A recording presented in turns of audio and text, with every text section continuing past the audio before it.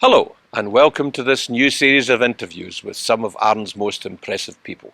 Every month, Gloria Barker and I will be finding out fascinating facts about our islanders and what makes them tick. We are grateful to Belvedere Cottage for sponsoring this episode. Close to the ferry terminal, this self-catering cottage is only a short walk from Bruddock's bars, restaurants, the beach, golf course and the shops. It sleeps 4 in double and twin rooms, each with their own facilities, and there's a bed settee in the living room for that fifth guest if you want them. My guest today on Islanders Reveal All is a man who has devoted his life to public service as a councillor for the island. He has also written and produced many plays on Arran and served as chairman of the Isle of Arran Heritage Museum here. Come in and get to know John Sillars. John, you were born and bred in Bruddock and Correct. Went to school at Bruddock Primary. Yes, indeed. You would be still at school during wartime. How was that at school? Well, like all kids, we weren't a lot aware of the war was about. There were things happening that we knew were only happening because of the war, like evacuees arriving and troops arriving on the island, commandos and Polish troops. And then, of course, being aware of the Navy in Lablache. Yeah. I suppose that's a lot, actually. This must have been a great thing for young boys playing at soldiers and things like that. Oh, well, we did, And we used to march around a lot with wooden sticks and stuff. Mm-hmm. And singing rude songs and then getting told off for it severely. But because of the war, I think your schooling actually ended early at the age of 14. Well, that was the leaving age at that time, in 1945. I left school a bit early because my father had got word that there was a job going in the post office for a telegram boy. And with a bit of negotiation, I don't know quite how, but I got the job as telegram boy in the post office. And would that be covering the Bruddock area? That was covering Bruddock, yes. From Markland right out to Dunfin and Doonan. Mm-hmm. It was a bit awful. We were there. It was 8 in the morning till 7 at night, were the hours. And all weathers. You're out in the snow and things all weathers. Yes. And I remember one time it was about 7:15, just before the teleprinters closed in the post office. A telegram came in for Doonan, and that was it, the bike and the torch in the front of the bike in the winter. And off you went with it? Off I went. Now that must have been quite a sad time as well, because a lot of these telegrams would be in relation to people being killed or hurt. There was one in particular, the fellow Duncan Logan, he and his family stayed up in Glendrosa. And Duncan had been a prisoner of war with the Japanese in the infamous Japanese railway.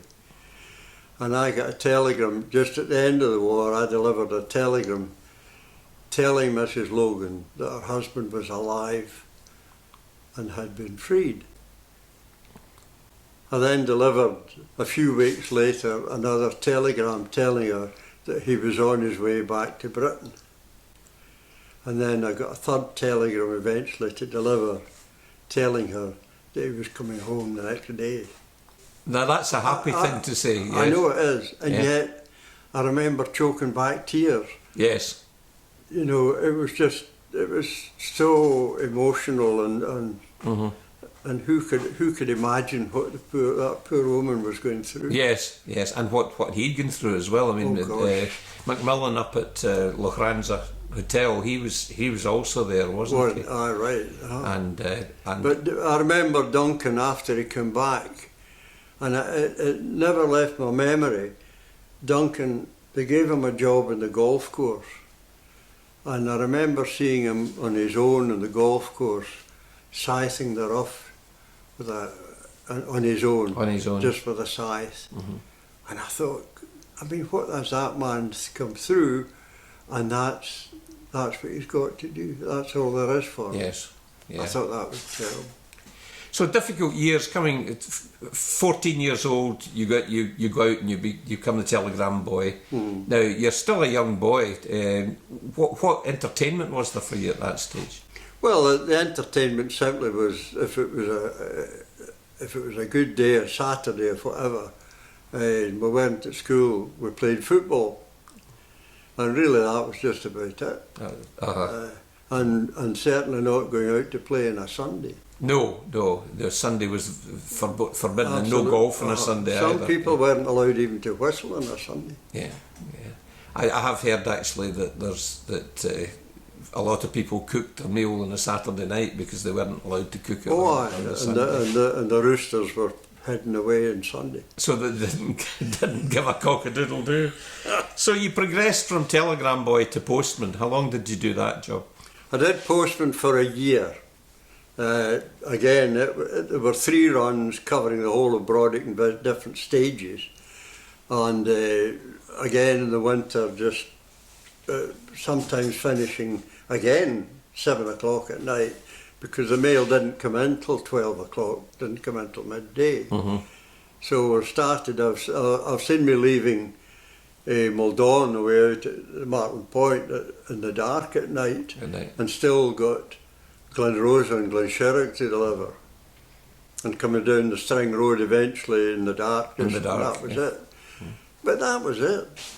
And it was mainly letters at that time. The parcels weren't as... There were mainly letters, but there were times when there were parcels, like at Christmas, especially there was a carrier in front of the bike, and if there were parcels going on through the Brodick through the village, then there would be deliveries of parcels as well at that time. So there'd be a lot of local boys working in there with you. Do you remember Watts and Dickies and folk like that? Do you remember the... Well, I was the only one of that age. Right. The other postmen were older men who were above an age of having to be in the forces, and so I was only one of that age, and I stuck it out until 1947, January 1947. Henry Ribbick sold his shop to Alexander's, and I got a job with Alexander's in the hardware shop there, and I was actually there for about 20 years. Alexander's. Now, interrupting that, Alexander's, you had your national service.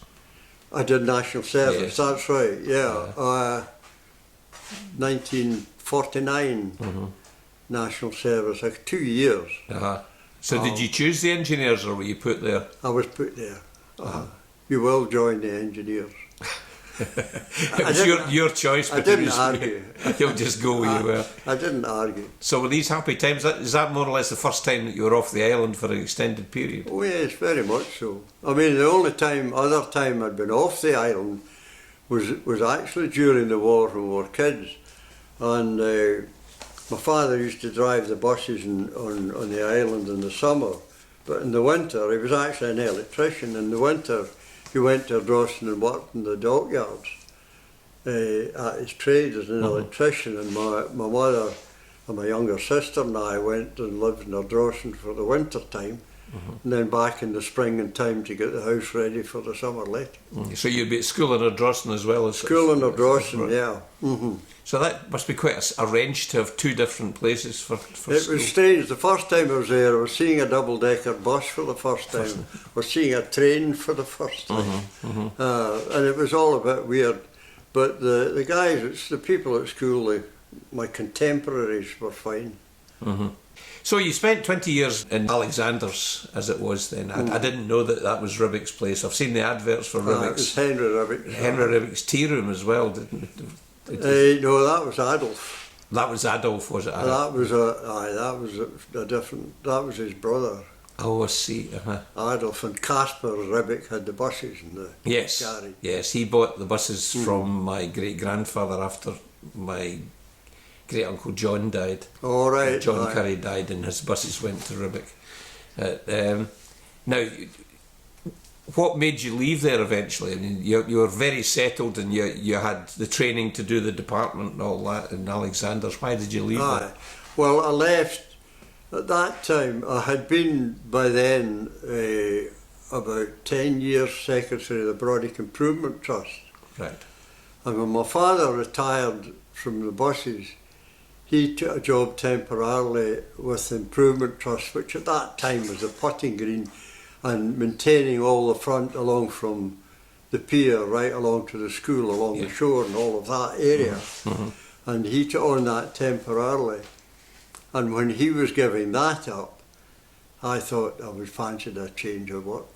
And being able to do something on a Saturday you couldn't do when you were working in a shop. Yes, yes. Get a game of golf, for example. Yes, yeah. So I left that and took a job with the Brodick Improvement Trust. Mm-hmm. Yeah, and then that progressed to getting a job at the castle. Well, that's right. I was in the Brodick Improvement Trust was taken under the council, and a parks department was created. And I was with that until I went to the council, until I went to the gardens in 1981. Mm-hmm. And you progressed from the gardens from being just a gardener up to being deputy head gardener. Well, that's right. I don't think actually, I've spoken before about a grade, but I don't think actually there were grades at that time. Mm-hmm. And John Basford was the head gardener. And then I was 15 years at the castle in the gardens, and then when John Basford retired, there was the deputy head at that time, Nigel Price, took on the job of head gardener, mm-hmm. and so a vacancy came up. Mm-hmm. And after a chat with Nigel, I applied for the job of deputy head and got it. Mm-hmm. And which surprised me because there were people applying from different parts of the country. With a bit many letters after their yes, names, of which I had none, but I had a great knowledge of the gardens. From a horticultural point of view, do you think you learned an awful lot from the people that you worked with, like John Basford and very much. Is it Steve Benham? When I went there, Steve was deputy head, and Steve was a brilliant plantsman. Mm-hmm. He really was a score above everybody else, and even John Basford. Mm-hmm. Stevie knew his plants very well indeed. Mm-hmm. So it was just learning bits all the time. But what got me the job, apart from that bit of knowledge that I'd picked up, was the fact that by then I was the only one who knew the property so well. Right. And that was important, because at that time the policies that were under the gardens were still right out to the castle parks and right out to Moss End. So there was a wide range of habitat, mm-hmm. Mm-hmm. And I knew all of that, yeah. and had enough knowledge to take it forward. And you were involved in some trails, in initiating some trails, were you not? I did just before I retired. I put together a history trail of the times of the castle itself, going through its various phases. Mm-hmm. But also there was interesting local history in relation to the grounds. One guy, for example, who had been the head forester, was decided in the 1840s to extend the policies and create deer parks. Yes. And so the head forester and his family were simply put out. And he had nowhere else to go other than Canada. And he didn't want to go, but there was nothing else for him, and the family went to Canada. But there were others too in part of the castle going back to the 1700s.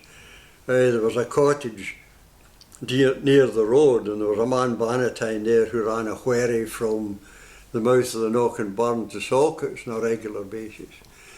He and his son were drowned one stormy trip, and his widow's, she was granted a bowl of meal a year to help her towards her.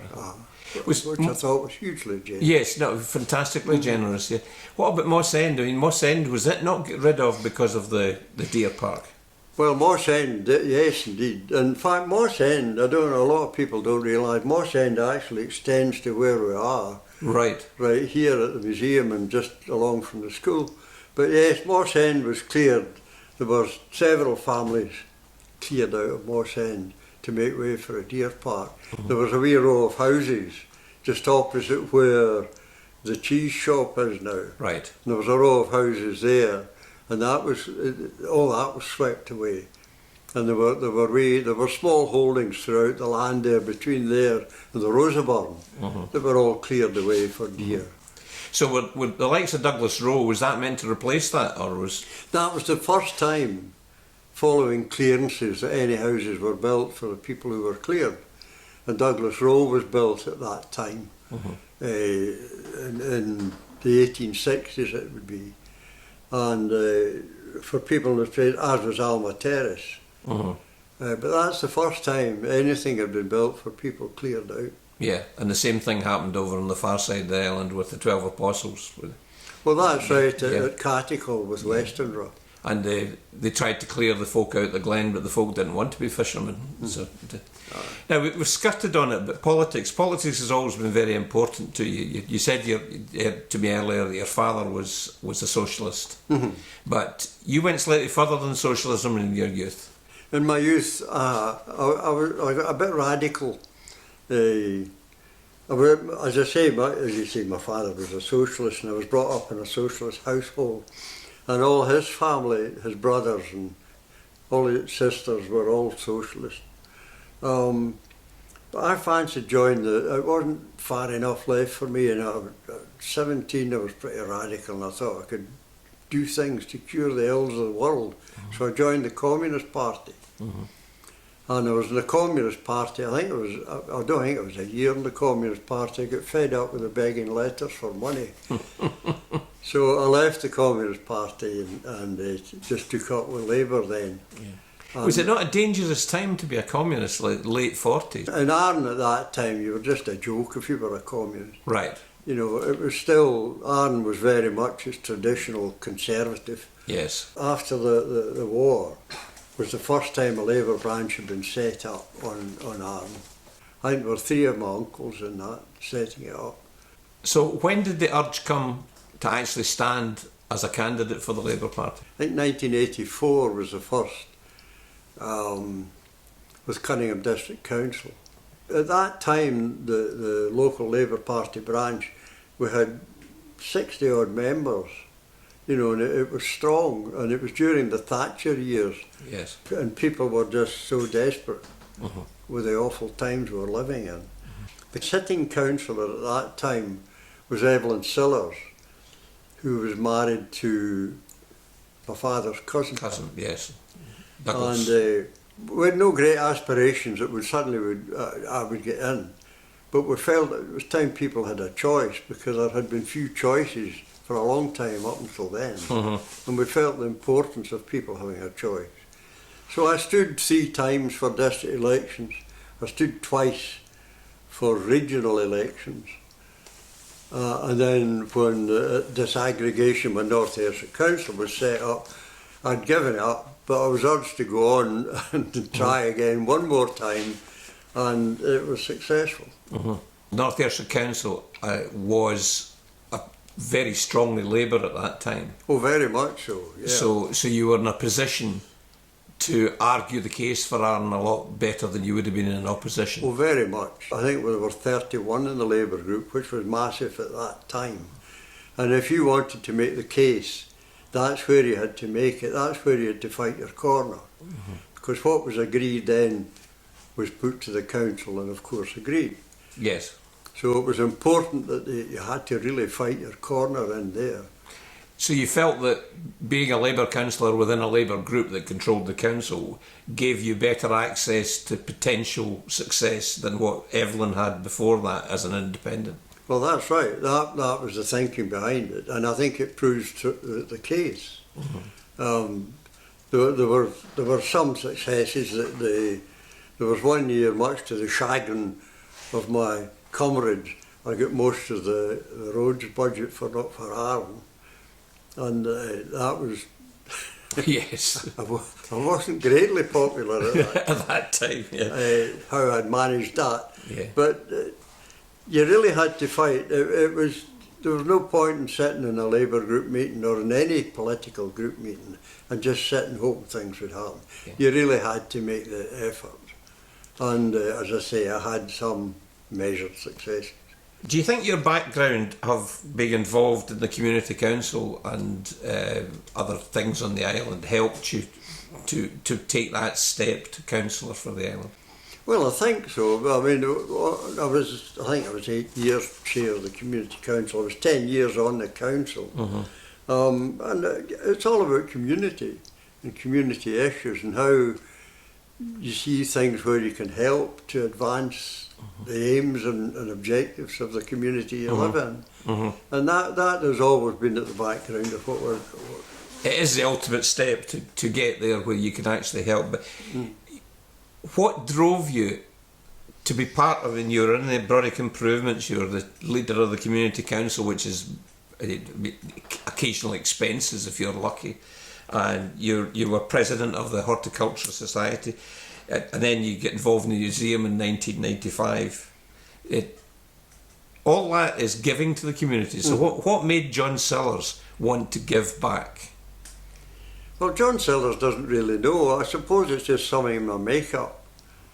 But I always felt a nudge to make a contribution.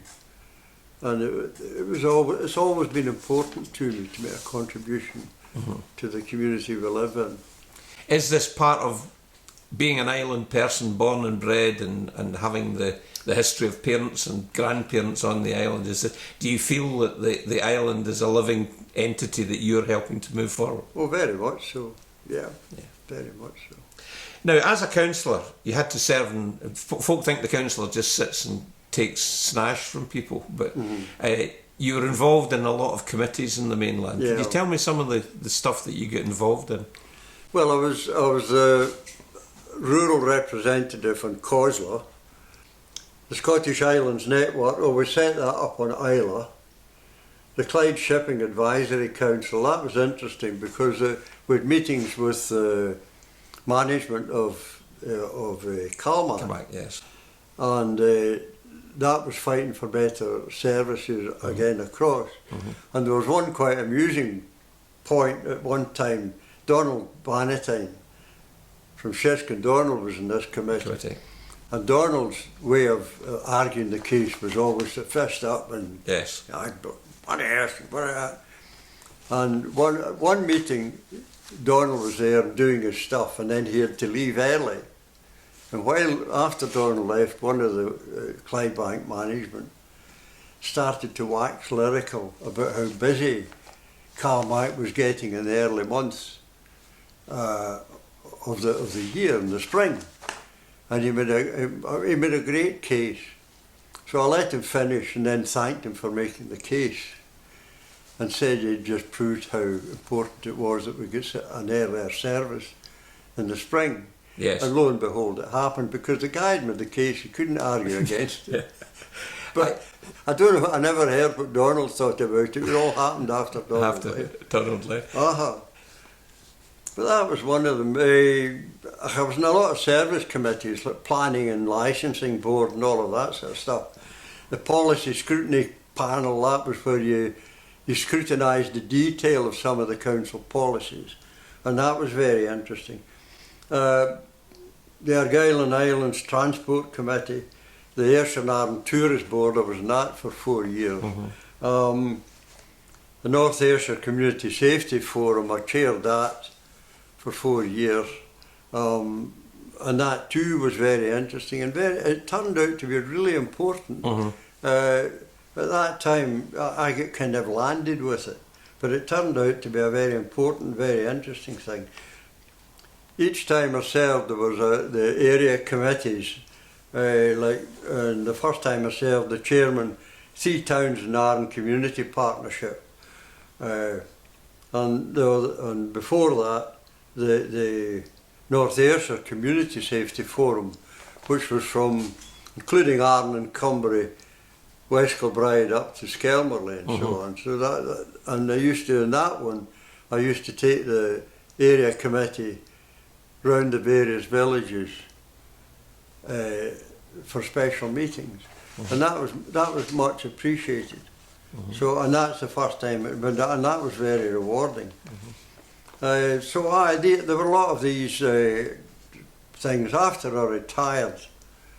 I'll put it retired afterward, but out the council. I was asked by the leader of the council if I would take on a role in the Greenock Prison Visiting Committee, and some hesitancy about it. But then I thought, I'm going to have to go up to Greenock twice a month. My sister-in-law and her family stay in Greenock, and my wife Grace, her sister, of course. So it provided us with transport to Greenock. It was all right.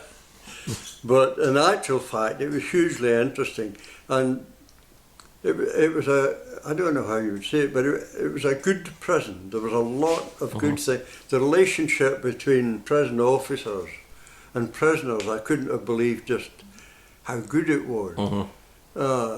And Motherwell College provided education in Greenock Prison, and I visited it a lot in my visits. And a lot of good things happened there, a lot of good education. It was amazing seeing people who could say to you, I've left my watch. What time is it? And it was because they couldn't tell the time. Right, yes. And other ploys to get you to read something because they couldn't read. And then seeing people like that starting to read, and their world changed. It really just changed dramatically. So the rehabilitation worked very much so. Aye, and artwork. They had art classes, and some of the artwork was phenomenal. And they did once have a big display, a big exhibition in the prison, open to the public, and it was amazing. And you met a famous prisoner in Greenock. I met a famous prisoner and an infamous prisoner. I met a guy, McCulloch, who had broke out from Carstairs with his pal Moan, and killed people on the way out. And I met McCulloch. He sidled up to me one day and was making some point about, you know, that's done, as you did. And I was talking to one of the prison officers just after that, and I said, that guy's he's pretty, he knows what he's talking about. I says, John, don't be taken in with that. He says, he'll be reading the paper in the morning and he'll pick out something, and then he'll approach you with it, and you get the impression that he's great. He's good, yeah. But I also had a quick, short conversation with Abdul Basit Al Magrahi,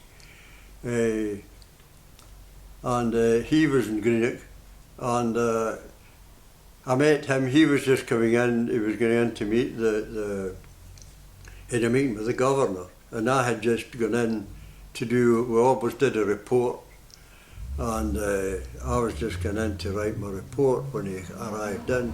So I spoke to the guy, and I won't tell you what I said to him, because some people are convinced he was the terrorist who blew up the plane, and others think he was the fall guy who took the blame for it and didn't. But I had a short chat with McGrahy, very intelligent guy, obviously, and perfect English. You were also a director in Argyll Nair's Enterprise for a time. Yes, Now, it was the kind of early years of Argyll Nair's Enterprise when HIDB became the Enterprise network. Yeah. How exciting was that, and how did you integrate Arran and Cumbria within an Argyll setup? It wasn't difficult, actually, because the way it was done, everything was judged. It was a level playing field, and things were judged very evenly. And it was a case of picking out schemes that were submitted, which really, at the end of the day, you felt could be the most successful. Quite a lot weren't, it turned out, but that could be the most successful. There was one in Brodick, where there was a new development taking place with a shop, and where there was some funding needed for that, and I was able to make the case for that. But it was very interesting, and it was, you made a contribution in a wider sense that affected the whole thing. Did you feel that there was more of a collective decision within Argyll Niles than there was in the council, where everybody was looking after their own constituency, like Teresa building Auchenhowie and Harvey and stuff like that? That was right. Aye, it was a broader aspect in that regard, and it was about what could help if somebody came in from Campbellton or somebody came in from Isla or whatever, and it was all measured on the same level. And to the same advantages as anywhere else. Right, through all this, you have had a love of acting right from your childhood. How did that get initiated? What play made you think, I want to be up on that stage, or I want to be producing? Well, the very first play I was in, I think I was about 12, and it was a play. It was Tommy Dickey, who was the scoutmaster at the time, decided we would do this long play. And it was about the Cavaliers and the Roundheads. And it was dire. I never looked back at it without feeling embarrassed. I don't know, I can't remember how long it went on for, but it went on and on and on. But I remember the day after it, I went into Henry McNichol and Archie's mother, Mrs. McNichol at Lindeen, and I made the mistake of saying to Mrs. McNichol, "Did you like the play, Mrs. McNichol?" "Oh," she said, "it was awful. That was dreadful." So I just wheeled round and back out again.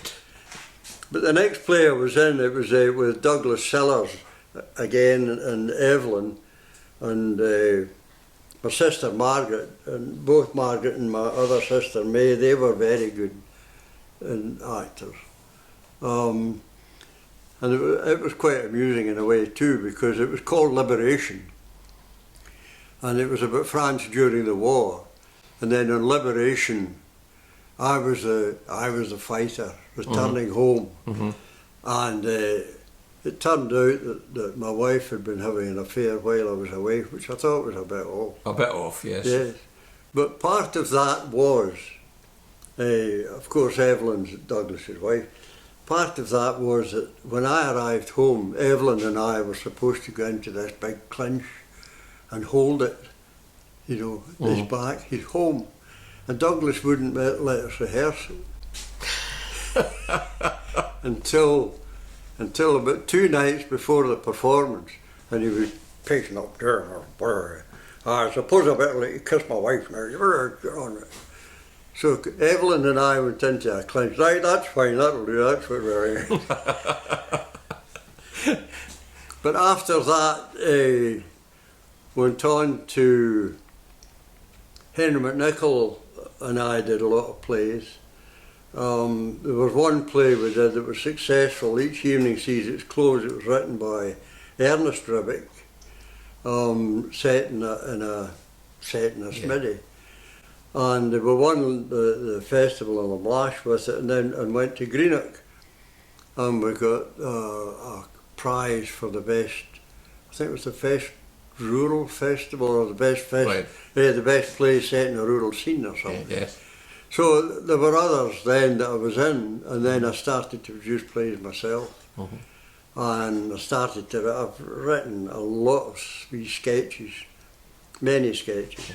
And then Catherine Alexander, who the Alexanders who I worked for some time, Catherine set up Brodick Players. Catherine used to produce 3-act plays. Like Ring Round the Moon was one, for example, of French, although we did it in English. And I remember in that I was a crumbling butler. And I remember somebody writing in the banner saying it was the best crumbling butler I'd seen. I was never quite sure if that was whether it was a compliment or not. And one of my other favourites, Heather Goff produced, was The Crucible. And that was a fantastic play. I played Paris in that. Yes, I saw that at Brodick Hall. And, Yes. it was a marvellous play. Yes, it's quite a tense play. Isn't Oh, it? very much. Very tense. Now you took the Steamy off island after you produced I it. produced the Steamy, and it was the most brilliant cast. Absolutely fantastic cast. The first year we did it in Brodick Hall, I think 3 nights or something like that. And then the guy who was head of drama in the North Ayrshire Council, he was hugely impressed, and the director of all of that, recreation and education, all of that, he came and saw it. And so between him and the other guy, his deputy, they invited us to take it over to the Magnum. And we couldn't have done it, but because they felt it warranted it, and it was the girls were so, and Ian Frame was in it, were so great that they paid for us to take it to the Magnum. They paid for us to stay overnight. We did a couple of nights in the Magnum. The first night in the Magnum, the Magnum was less than half full. The second night it was 3/4 full. Fabulous. People had just phoned just- and seen it, and seen it and they said how good it was. The phones Yeah. had got started, yeah. So the climax of the acting, or the writing, was The Land of the People. How did that come about? Land and the People, there was a meeting with Heather Goff and Danny McNichol, and they had a notion it would be good to do I've called it a dramatic collage of Arran. And we sat down, I remember, up in Carroll. What they hadn't realised was that I'd had the notion a long time before and had already started writing stuff in the hope that someday You could it put might on, have been yeah. completed. So our discussions then very quickly advanced, because they were reading the stuff and they were happy with what I'd written. And eventually they just said, "Oh, just you carry on and finish it." And I did, and then I asked Heather to produce it. It was another great community effort Yes. too, because there were people from all over the island and Yes. that. And there were about 40 people in it. But it was a kind of collage. I started it based on parts of Arran's history from in different eras. And I started it with Malasia about AD 480 or something, which was quite early when you think of it. And I took it through the various stages and finished it just after the First World War, when things were beginning to come alive again, and things like the music festival and the WRI and that sort of thing were beginning to come. So it worked fine. So, being a historical collage, as you said, did you take any inspiration in writing it from Mclaren and his? Not really. I hadn't read McClellan when I did it. But I certainly But you have produced several McClellan plays, have you? Yes, we have done quite a lot of one-act plays of Mclaren Justice for one. I haven't recorded, but I've read several times some of the McClellan's Lindmill stories, the Sabbath and the Communion and the Powney. A lot of his work was radio work, wasn't it? Arran Burn, I've recorded Arran Burn. Somebody told me it was in the local radio or something recently. And Arran Burn was actually, McClellan actually wrote it for television.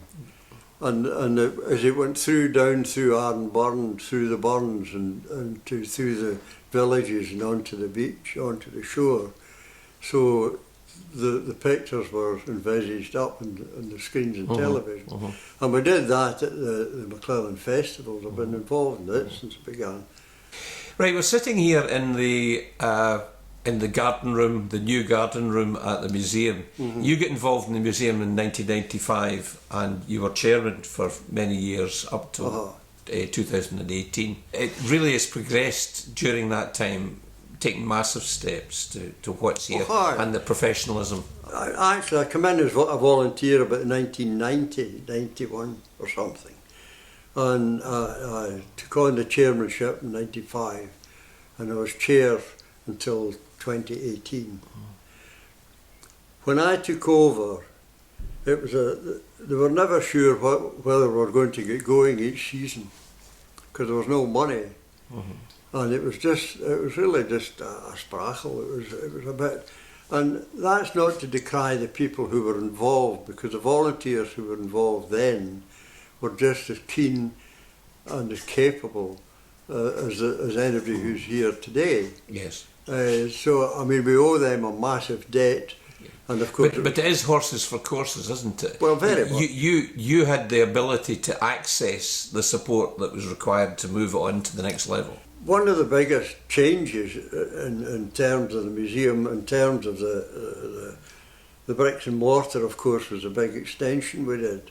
There was a man who I won't say who he was, but I'd been talking to him about it, and he was very interested and wanted to know how much it would be, and we reckoned at that time it was going to be about 76,000 or something. He came to my door one day and he said, "Well, John, here, take that for your towards the museum, the extension." He says, "No," and he wanted an absolute guarantee that's where the money would go. So I could give him that, and it was a cheque for 25,000. Wow. And it sounds very boastful, but I think that was just because he asked me about it, and I was able to convince him how worthwhile it was, and that there was absolutely no question but what it would all be in place to advance the museum. And the archives, you see, you know yourself how massive the archive is now. It's more extensive than I ever thought it could be. I was talking to Stuart Goff, who was the archivist, in Wednesday, and I said, "I have some pictures of Shiskin School." He says, "Just a minute, I'll get the file in Shiskin School." Yes. Brings it out, shows me all the pictures they have. I've said, "Well, I've got additional ones." So you give them in, and I think it's great that folk in the island find things and then just put them in, because they're better there than lost in a fire or something. Very much so. And the other good thing about all of that is, it's fine having an archive and storing stuff away, but part of the extensions that we were able to build created a wee room where people could go in and do research. It's accessible. It really yes. is accessible. Yeah. The other big thing, of course, is genealogy, Yes. which now comes in from all over the world. Yeah, I've talked to the girls in the genealogy, and they're constantly busy with the amount of information, and folk are coming in during the week and saying, "What can I do about genealogy?" Come on a Wednesday and you'll see how you can access it. You were part of the steering group for Isle of Arran Homes, which I believe is very, very important for the future of Arran developing, because at the moment there is not enough low-cost housing in the island. How difficult was it to get that started and moved forward? People had to be persuaded. It was a transference from council to Kirkcare, and when I invited the Kirkcare director and one of the vice chairman of Kirkcare to a meeting in Cunningham House to discuss the possibility of it. It was a wonderful feeling realising that this could happen, but I had always been of the opinion that housing for affordable housing should be supplied and made available by the local authority. But things were getting so tight, as they are much more now, for local authorities with cutbacks from the national government, that it was becoming difficult. There were no plans for any great advancement. Kirkcare were promising new build. They were also promising a maintenance programme where new bathrooms could be put in, where new kitchens could be put in. And I thought this was just marvellous. So I got the agreement of North Ayrshire Council, and we set this up, and the transference took place. It's worked pretty well so far, but do you not think there needs to be an acceleration now? Because housing for young folk in the island is almost non-existent. We've got new houses up at the back of Brathwick, and these houses are full right away. They've all been allocated to people who stay on the island, and right away so there is a need for more, and probably more throughout the island rather than just in Brodie. Yes, and of course there is, and it has to be ongoing, it really does. But one of the issues relating to that, which really has to be sorted out, and I've seen it coming up recently, in some of the press from various politicians is the availability of land. Yes. Landowners are reluctant to release land for housing unless it's going to cost a fortune. There needs to be a means where land can be, if necessarily, compulsory purchased. Yes. And made available for housing. So the land ownership issue is massive in the whole of the country. I think, yes, it has got to the top of the pile now, and I think successive governments are looking at it, but it's maybe not moving as fast as it could. Not nearly as fast as it should. Right, I've gone through your life, we've looked at your successes. What are your ambitions now? You're 90 years old. Mm-hmm. Do you see yourself as sitting in slippers, or do you see yourself as well, I'm still involved. In 1986, when Brodick Hall was under threat of closure, and at the behest of North Ayrshire Council, we set up Brodick Hall Community Association. And there was a committee put together. I was asked to chair that. So I've been chairing that since. Part of that was that all the leths were arranged from Irvine, and it was a less than successful system, it has to be said. But nobody would do it on Arran, so I took over that, and I was doing that until just a year ago. So, and I'm still president of the Horticultural Society. I'm still hoping now to arrange next year's spring show, hopefully, if COVID will allow. And the Theatre and Art Trust, I'm still involved in that. So your wife Grace and yourself are no longer working day to day in here, but you've still got the interest in it, because Grace was a guide for many years. She was a guide here and loved it, yes, aye, very much so. And an Isla girl, it was lovely when people come in from Isla, and you would hear lovely wee smatterings of Gaelic. Yes, yes, it's good. I'd like to thank you for all you've done for the island over the years, and I'd also like to thank you for talking to us. I hope you'll still contribute to the island as much as you have over the years. Thanks so much, John. Thank you very much. Thank you. This episode of Islanders Reveal All has been sponsored by Belvedere Cottage in Brodick, a convenient base from which to enjoy your next Arran holiday. It's a very popular self-catering property, so if you're planning a trip, be sure to click on the link below to reserve your booking. Subscribe to this Arran channel to meet more Arran folk. I look forward to seeing you again soon.